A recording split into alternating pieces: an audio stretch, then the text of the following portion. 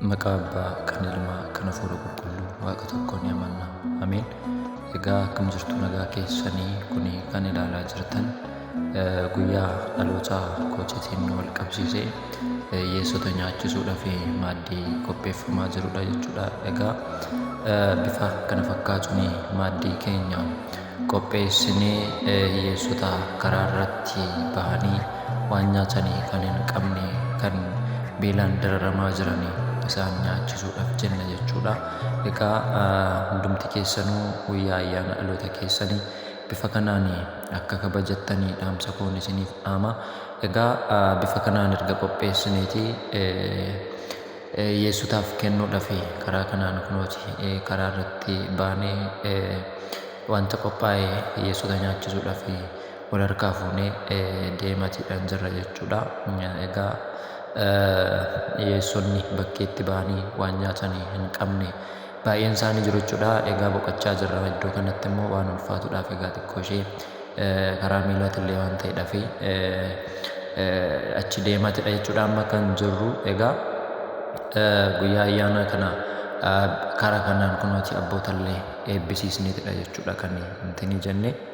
ታላቅ በረከት ያሳትፈን፣ ሀሳባችሁ የተሟላ መንገዳችሁ የተቃና ያድርግልን፣ ዓመት ዓመት ያደርስልን። አቡነ ዘበሰማያት አቡነ ዘበሰማያት ይትቀደስ ስምከ ትምጻእ መንግሥትከ ወይኩን ፈቃድከ በከመ በሰማይ ከማሁ በምድር ሲሳየነ ዘለለ ዕለትነ ሀበነ ዮም ኅድግ ለነ አበሳነ ወጌጋየነ ከመ ንሕነኒ ኅድግ ለአበሳነ ታባን እግዚኦ ውስጥ መንሱት አላድነን ባለ ኩሉ እኩይ ስማ ዚአከ ይእቲ መንግሥት ኃይል ወስብሐት ለዓለመ ዓለም። ሰላም ቅዱስ ገብርኤል መልአኩ እግዝእትየ ማርያም ሰላም ለኪ ድንግል ነኪ በድንግል በሥጋኪ ወእግዚአብሔር ጸባኦ ሰላም ለኪ ብሩክት አንቲ እምአንስት ወብሩክ ፍሬ ከርሥኪ ተፈሥሒ ፍሥሕት ኦ ምልዕተ ጸጋ እግዚአብሔር ምስሌኪ ጻልዩ ወጸልዩ ለነ ምሕረተ አብ ፍቅሩ ወልድኪ ኢየሱስ ክርስቶስ ከመ ይስረይ ለነ ኃጣውእነ jennee abbaan keenya kadhannaa irratti gaggeessanii erga xumuranii booda jechuudha irra deebi'uudhaan akka maaddiidhaaf ta'utti jechuudha erga eebbisanii irra deebi'uudhaan maaddiin kun maqaa abbaa ilmaa jedhanii eebbisanii jechuudha kan isaan jiranii. Egaa abboota lama ta'aniitu kunooti bifa kanaan kan isaan eebbisaa jiranii. Egaa kan eebbifame haa ta'u waggaadhaan isin haa ga'u darbaa jiraadhaa jedhanii nu eebbisanii nu biraatii sokkanii jiru jechuudha abbootiin. Nuti immoo sanatti aansuudhaan kunooti bifa kanaan egaa hiyyeessota mana keessa ta'anii gadi ba'anii kan namni isaan hin argine mana isaanii dawoo godhatanii dhuguma dubbachuuf taanaan mana keessa kan ta'anii kan rakkina isaanii namni isaaniif hin argine abbootiin harmootiin jiru jechuudha. Egaa akkuma argitan kun mana jireenyaa isaaniiti akkaataa kanaanidha jechuudha kan isaan jiraachaa jirani. Kanaaf bakkeetti bahanii kan jiran immoo amma ta'e yoo xiqqaates ni argatu waan ta'eef yaada sana bu'uura godhannee kunooti bifa kanaan namoota mana keessa ta'anii yeroo baay'ee namni isaan bira deemee kan isaan hin daawwanneedha fi eebba kana isaaniif qoodaatidha jechuudha kan nuti jirru. Akkuma argitan egaa kunooti nyaatas bishaanillee kennaafitidha kan jirru. Egaa bifa kana fakkaatuudhaan kunooti dhuguma dubbachuuf taanaan kun mana jireenyaa isaaniiti jechuudha. Iddoo kanadha kan isaan jiraatanii mana isaan keessa jiraatanillee argaa jirtu jechuudha. Egaa qarqara sana ga'utti egaa naannoo namoota 17 kan ta'an iddoo kanatti mana kana keessa itti walitti qabamaniitidha jechuudha kan isaan jiranii. Innaa iddoo kanatti namni isaan yaadatu namni isaan miidhatu hin jiru. Akkuma argitan mana keessa kan isaan ta'an jechuudha. Gadi ba'aniillee kadhachuudhaaf egaa rakkoo isaanii maal akka ta'e hin hubanne bakkeetti ba'anii kan hin jedhan miti. Garuu rakkattoota humna hin qabanii gariin isaanii umriin isaanii kan deemeefaatu jira jechuudha as keessaa. sireerraa fa'aa ka'uu kan hin dandeenye iddoo ciisanitti kan hin tinee jedhan jechuudha. Egaa kun kan argaa jirtan amma idduma ciisudha jechuudha kan taa'ee abbaa guddaadha umurii isaanii kan deemedha. Kan mana kana keessa jiran jechuudha. Innaa Waaqayyoon isaaniif haa kennu jecha nutis akka humna keenyatti kunuuti abbaa kanaaf isaaf laanneeti jirra jechuudha. Isaanis nu eebbisanii nutis ittuma fufne jechuudha. Gargaarsa keenya isaaniif laachuu ittuma fufne. Egaa akka argitan mana isaanii keessaa maal akka fakkaatu ilaalaatidha kan jirtanii. Iddoon jireenya isaanii maal akka fakkaatu illee ilaalaatidha jechuudha kan jirtanii. Egaa dhuguma dubbachuuf taanaan waan laphee namaa cabsudha, waan nama gaddisiisudha. Akkanattis jiraachuun kan jirudha jechuudha. Kunooti gariin isaanii immoo ciisanii ka'uu kan hin dandeenye fa'aa jechuudha. Bakkuma isaan jiranitti kennee fi kan biraatii deemne umuriin isaanii kan deeme kan dadhabanii jiru jechuudha. Mana kana keessa immoo kan jiranii dhuguma dubbachuudhaaf baay'ee kan nama gaddisiisudha. Siree isaaniirra ciisanii qaamni isaanii xiqqaatee akka saamunaatti kan dhume jechuudha. Dhuguma dubbachuuf abbaa miidhamoodha.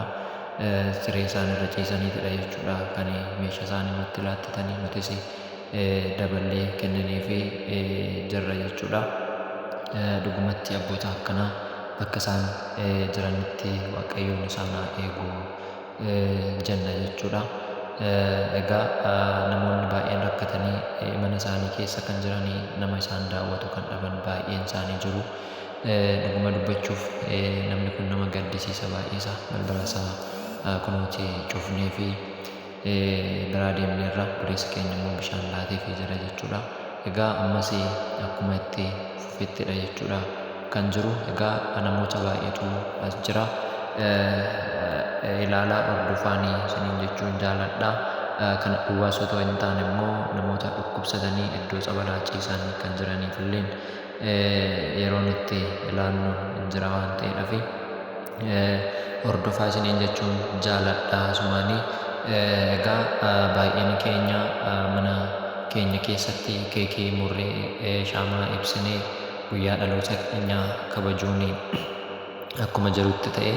Egaa guyyaa dhalootaa kana namoota harka qalleeyyii akkasii kana nama isaan yaadatu hin qabne kana wajjiniin kabajuun barbaachisaadha jechuudha. Asumaan ayyaana dhalootaa kana karaa kanaan akka kabajadhu bu'uura yaadaa kan naaf taate obboleettii koo biyya alaa kan jirtu Walatta Haannaa galateeffachuun barbaada. Obboleettii koo naaf galateeffamii jiraadhu, eebbifamii, Waaqayyoon si haa eebbisu siin jechuun jaaladha gamanumaanii. Egaa yaada akkasii kan qabdan hundumti keessanuu karaa kanaan ayyaana dhaloota keessan akka kabajattanii isiniin jechuun jaaladha. Egaa humna keenyaa nutis abboota kanaaf karaa kanaan laanneefidha kan nuti jirru. Egaa kennuun ittuma fufaa ammas daawwadhaa isiniin jechuun jaaladha. Egaa obboloota koo akkuma argaa jirtan kana viidiyoon koo har'aa immoo viidiyoo adda ta'e jechuudha. Viidiyoo bareedaadha kanuma argitan kana. Obboleessi keenya kun guyyaa itti gara harmee isaa gara addunyaa kanatti dhufe guyyaa itti dhalate jechuudha. Guyyaa kanatti obboleessi keenya kun kinoo haala kanaan dabarfachaa jira akkuma argaa jirru kana jechuudha. Haala bareedaa ta'eedhaan dhugaa Rabbii haala nama gammachiisuudhaan kinoo akkuma argaa jirtan kana jechuudha. Hiriyoota isaa wajjin jechuudha. Akkanatti kinoo harmee kana gargaaraa jiru. Harmee qofa osoo hin ta'in jechuudha. Baay'eetu jira akkuma argitan jechuudha. Durarra viidiyoonni darbee wayyoo haati kuffaan baay'ee nama mararti dhugaa Rabbii. Daa'imallee hin qabdi. Waaqayyoon isin haa eebbisu, eebbifamaa. Kanuma caala Waaqayyoon mana isaa keessatti isin haa qusatu dhugaa Rabbii. Abbaa, ameen abbaayee ameen. Asitti immoo nu eebbisaa jira. sagalicha nan hidhee ture. Sagaleen faaruudha. Faaruutu jala jira waan ta'eef. Ameen abbaa eebbi kee abbeetee nutti amantan usiin jechuu jaalannaa.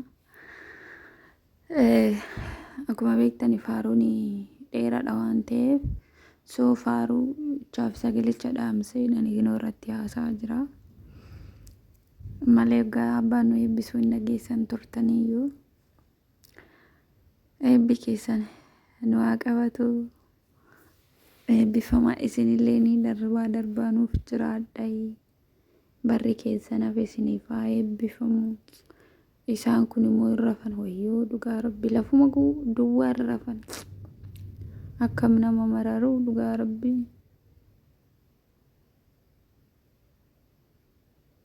Garaa nama nyaatu waaqa. Aduu hin jedhanii qorraan hin jedhanii. Dhugaa rabbii garaa nama nyaatu. Akkas gaa kunoo dhugaa rabbii. Amantiin hojiidhaan hin mul'anne du'aadha akkuma jedhamu sana akkas kunoo amantii ofii hojiidhaan mul'isachuudha jechuudha. Namni immoo nama gargaaruun barqabaataniiti miti. Yoon hin jedhu namni hunduu qabaate osoo hin taane keessa laphee ofiitti kana yaaduun waan guddaadha. Akkasumas immoo kan qabdurraa yoo hiyyeessotaaf qoodde Waaqayyo biratti illee jaalatama fudhatta. Akkasumallee kaka'umsa namaaf taata.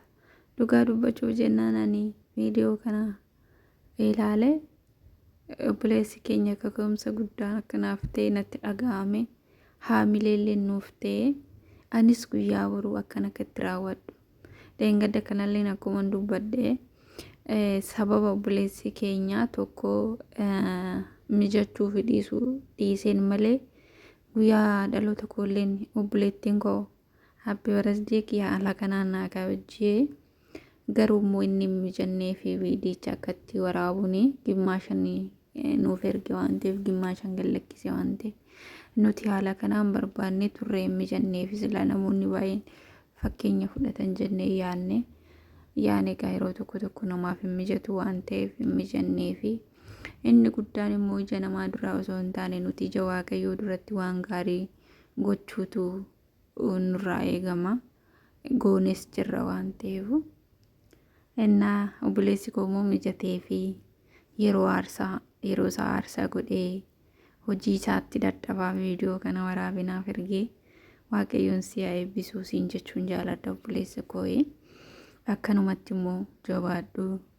Waaqayyoon si haa jabeessu. Nutis immoo akka kana caalaa jabaannee gara fuulduraatti waan guddaa hojjennu Waaqayyoon nu haa gargaaru isiniin jechuun jaaladha. Dhugaa obboleessa koo haamilee baay'ee nuuf taate fakkeenya guddaa nuuf taate barumsa guddaadha. Namoonni baay'een haala kanaan akka guyyaa dhaloota isaanii kabajatan abdiin qaba. Waan guddaadha kuni. Rakkattoota nyaachisuu jechuun dhugaa beekan natti ulfaate waan hin jiru baay'eetti waan hin gammadeef hunduma keenya Waaqayyoon immoo akka kana goonee guyyaa gammachuu keenyatti dabarsinu rabbiin nu haa gargaaru. Irra deebiidhaan illee ni obboleessa koo kanaan baga dhalattee barri kee bafaatu umurii nuuf dheeradhu akkasuma kanuma caalatti cimii ittiin hojjedhuun haa jedhaatu naa eebbisaay. Warroonni afaan kiyya kana dhageessani warroonni afaan kiyya kana dhageenye immoo afaanuma kana qofaan beeka waan ta'eef akkuma ilaalaa jirtan asitti immoo abbaan nu eebbisaa jira. Sagalee waan inni dheef malee jechuudha. Innaa obboloota koo eebbifamaa kabajamaa jiraadhaa. Waaqayyoon si haa eebbisu. Obboleessa keenya Daanii dhugaa rabbi Waaqayyoon si haa eebbisu. Eebbifamii bakka jirtutti ani beeku Waaqayyoon si haa eebbisu siin jechuun jaaladha. Kanuma caalamoo fakkeenya guddaa akka nuuf taatu waan baay'ee akkasirraa barannu abdiin qaba. Jabaadhu siin jechuu jaaladha. Jabaa keenya irra deebiidhaanii baga dhalatte. dhalatte siin jedha. Akkasuma hordoftoonni koo baga dhalatte naa jedhaanii. Haga viidiyoo biraatii walitti deebinutti nagaan naa tura.